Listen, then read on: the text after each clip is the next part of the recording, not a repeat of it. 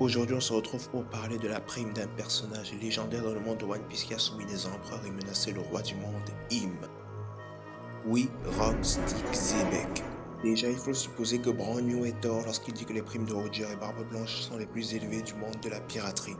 Parce que oui, un homme avec toutes les primes qu'on a pu voir dans One Piece, un homme qui se pointe à Marie-Joie, qui fait des clashs de haki avec Harald, roi du peuple des géants, et qui s'est introduit dans la chambre fleurie avec un pistolet pour menacer Im et tout ça sans équipage à l'époque, c'est-à-dire la puissance du personnage qui a menacé les dragons célestes à God Valley avec des légendes dans la piraterie, puisse avoir une prime inférieure à celle de ses commandants. C'est pourquoi je pense que pour cette légende, sa prime a été gelée, ce qui aurait permis de faciliter la disparition de l'existence de Rox. C'est pourquoi pour moi, un bon 6 milliards serait bien mérité pour ce personnage aussi puissant que légendaire. En tout cas, si vous avez d'autres idées concernant Rox Dixebeck, abonnez-vous. Aujourd'hui, on se retrouve pour parler de la prime d'un personnage légendaire dans le monde de One Piece qui a soumis les empereurs et menacé le roi du monde, Im. Oui, Rock Stick Zebek.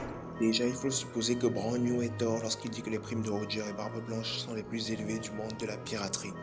Parce que oui, un homme avec toutes les primes qu'on a pu voir dans One Piece, un homme qui se pointe à Marie-Joie, qui fait des clashs de haki avec Harald, roi du peuple des géants, et qui s'est introduit dans la chambre fleurie avec un pistolet pour menacer Im et tout ça sans équipage à l'époque, c'est-à-dire la puissance du personnage qui a menacé les dragons célestes à God Valley avec des légendes dans la piraterie, puisse avoir une prime inférieure à celle de ses commandants. C'est pourquoi je pense que pour cette légende, sa prime a été gelée, ce qui aurait permis de faciliter la disparition de l'existence de Rox. C'est pourquoi pour moi, un bon 6 milliards serait bien mérité pour ce personnage aussi puissant que légendaire. En tout cas, si vous avez d'autres idées concernant Rox Dixebeck, abonnez-vous.